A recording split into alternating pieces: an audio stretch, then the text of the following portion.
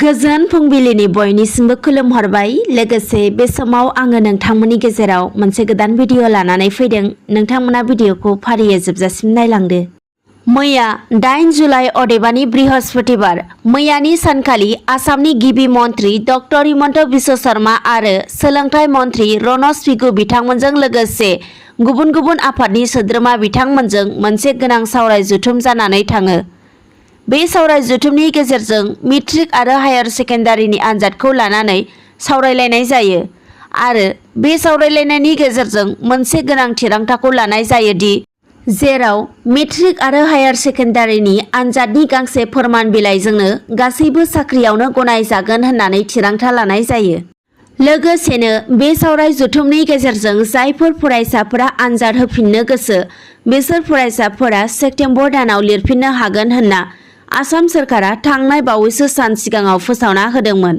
नाथाय बे थिरांथानि सायावनो मैया सोलोंथाइ मन्त्रि रनज पेगु बिथाङा रोखा बुंथिना होयोदि सेप्तेम्बर दानाव जेबो फरायसाफोरनि थाखाय गोदानै आनजाद खुंफुंनाय जानाय नंला होनना। मानोना गांसे फोरमान बिलाइनि गेजेरजोंनो गासै फरायसा फरायसुलिफोरा जायखिजाया सरकारि साख्रिनि आनजादाव बाहागो लानो हासिगोन, लोगोसे टेट आनजादावबो बाहागो लानो हागोन। गुबुन फारसेथिं जायफोर फरायसाफोरा बेटारमेन्ट आनजाद होफिननो गोसो बिसोर फरायसाफोरा आनजादखौ होनो हाफिनगोन होननानैबो बिथां मन्थ्रिया रोखा बुंथिबावो। BTR ओनसोलनि हा खुरखानाय जेंना आरो दैबानानि जेंनाखौ बोस्रांनायनि थांखि लानानै आसामनि दै फुंखा आरो सुबुं फोनांजाब बिफाननि मन्त्रि पीयूष हाजरिका बिथाङा क'क्राझाराव दावबायफैना क'क्राझार मेडिकेल कलेज आरो शान्तिनगर साखाथियाव थानाय गौरां दैसानि थासारिखौ नायगिदिंफैदों। लोगोसेनो आसामनि मन्त्रि पीयूष हाजरिका बिथाङा नायगिदिंफैखांनायनि उनाव खौरांगिरिनि सिगाङाव बुङोदि BTR ओनसोलाव दैबानानि जेंना आरो हा खुरखानाय जेंनाफोरखौ बोस्रांनो थाखाय थाबैनो राहा लागोन आरो BTR ओनसोलनि गासै फिसा गेदेर दैसाफोरनि फारिलाइखौ फैगौ 15 साननि गेजेरावनो दैथायहरनांगौ होनना बिथां मन्थ्रिया खौरांगिरिनि गेजेरजों बुंथिबावो।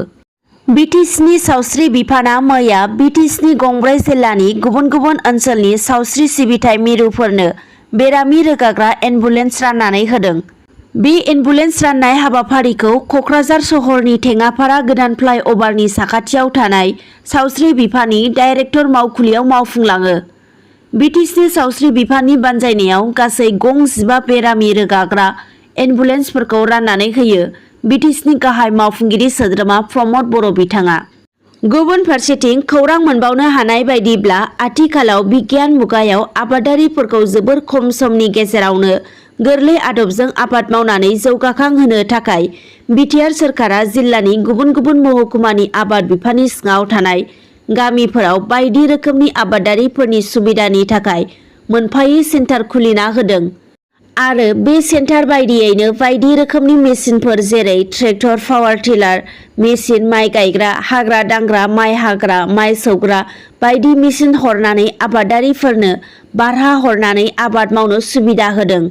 बेबायदिनो मैया क'क्राझार जिल्लानि गसाइगाव महकुमा आबाद बिफाना गुरुपेला हाथिनगराव थानाय आबादारिफोरनो सुबिदा होनाय गंसे सेन्टाराव माइ गायग्रा मेसिनखौ बेखेवनानै होदों। दानिया गुबुन खौराङाव फैबावदो।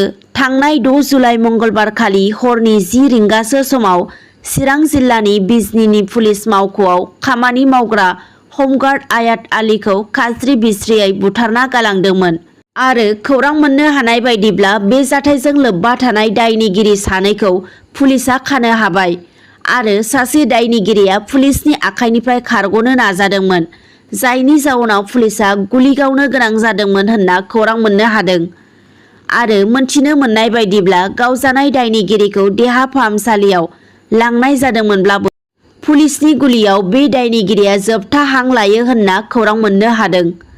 मख'नो गोनांदि बिजनी पुलिस थानानि सिङाव थानाय खान्डेकार साफिउर रेहमान मुंनि सासे सुबुङा पुलिस मावख'आव मावग्रा हमगार्ड आयात आलीखौ बुथारनो थाखाय हमजानाय सानै दायनिगिरिनो 1.5 लाख रां होदोंमोन।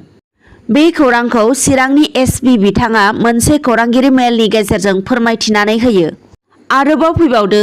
थांनाय 2 जुलाइआव मुसलपुर बियाबनि BTRनि EM राकेश ब्रह्मआ कालजार BCDCनि मासिगिरि इन्द्रसर राभाया रायजो राजाफोरनो न' होनायनि मुङाव रायजो राजानिफ्राय रां दाबि खालामनायनि अजदाव मासिगिरि बिबाननिफ्राय बोख्लायनायनि बिथोन फोसावदोंमोन।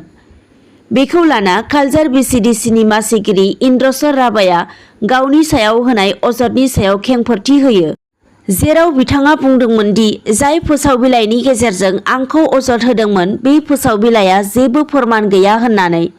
लोगोसे बिथाङा मुसलपुर बियाबनि BTRनि EM राकेश ब्रह्म बिथांखौ बुंबावो दि बेफोरबायदि जेबो फोरमान गैयै नंखाय अजदखौ नायबिजिरालासिनो रायजो राजाफोरनि सिगाङाव फोरमायथिना होनाया थि जायाखै होननानै बुंथिदोंमोन आरो बिथाङा बुंबावदोंमोन दि EM राकेश ब्रह्मआ मोजाङै राजखान्थिखौ सोलोंना ला होननानै।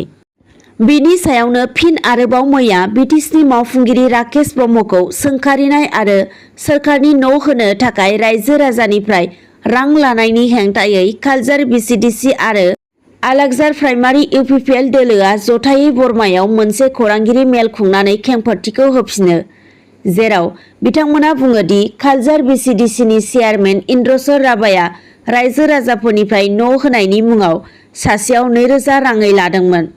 बेनि अनगायैबो सोरखारनिफ्राय सफैनाय माखासे माइनि जोलैफोरखौबो रावबो सोद्रोमाफोरनो मिन्थिहोआलासिनो गावनि गोसो बायदियैनो रानदों। लोगोसेनो बिथांमोना बुंबावो दि BTSनि मावफुंगिरि सोद्रोमा EM राकेश ब्रह्मनि हेंथायै बुंथिनाया गासैबो बाथ्रायानो नंखाय, मानोना बिथाङा जायफोर सुबुंफोरनिफ्राय रां लादोंमोन बिनि गासैबो फोरमान दं होननानैबो बिथांमोना रोखा बुंथिबावो।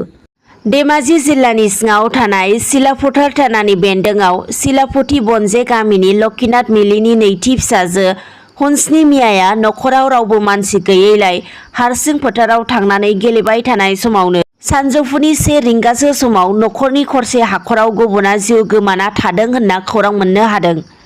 मोनथिनो मोननाय बायदिब्ला 6 बोसोर बैसोनि सासे उन्दै हिन्जावसाखौ गोजावना थानाय हालोदाव बिब' गेदेरा नुसनफैदों। लोगो लोगोनो गामिनि रायजोफोरा गोजावना थानाय हिन्जावसाखौ जिउ गैयै देहायाव बोखांनो हादों होनना खौरां मोननो हादों। दिनैनि भिडिअ'आ बेखिनियानोसै। गोजोन्थों।